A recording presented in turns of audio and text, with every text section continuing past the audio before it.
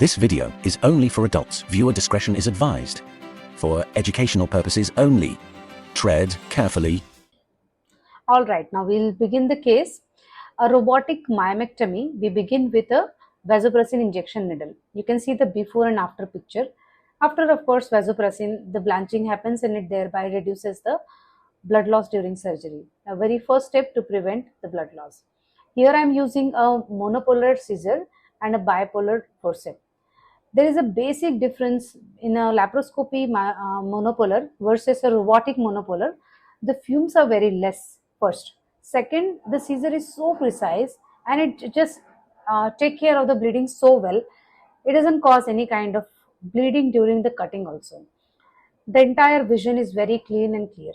This particular patient has 3-4 fibroids. They were bunched together and not a single capsule was determined in the surgery.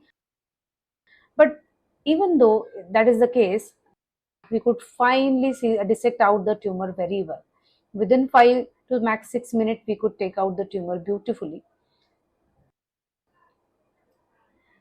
And then here I am starting with the VLOC 20.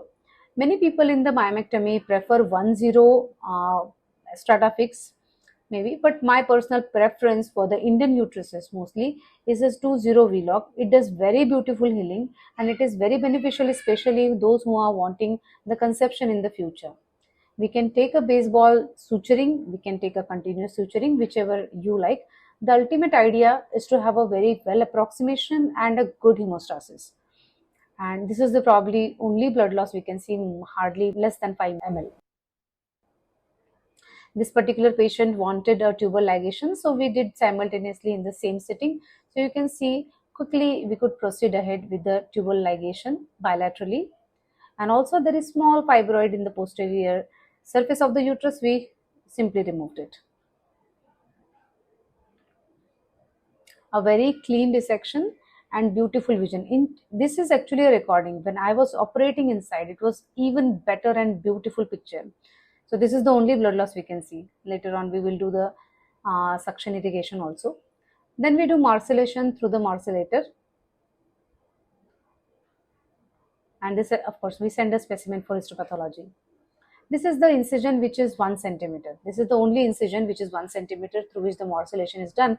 But rest of the sutures are just 5 millimeter, 8 millimeter incisions. Then we have done the suction irrigation.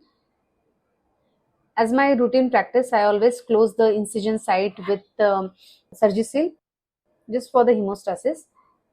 Here she didn't have any bleeding as such, but this is something our routine protocol. We always cover with a Surgisil. Then we always close the 1 centimeter incision with a mochi needle. Port closure is something very necessary for all cases when we have a centimeter or more incision. Rest of the other incisions are just 8.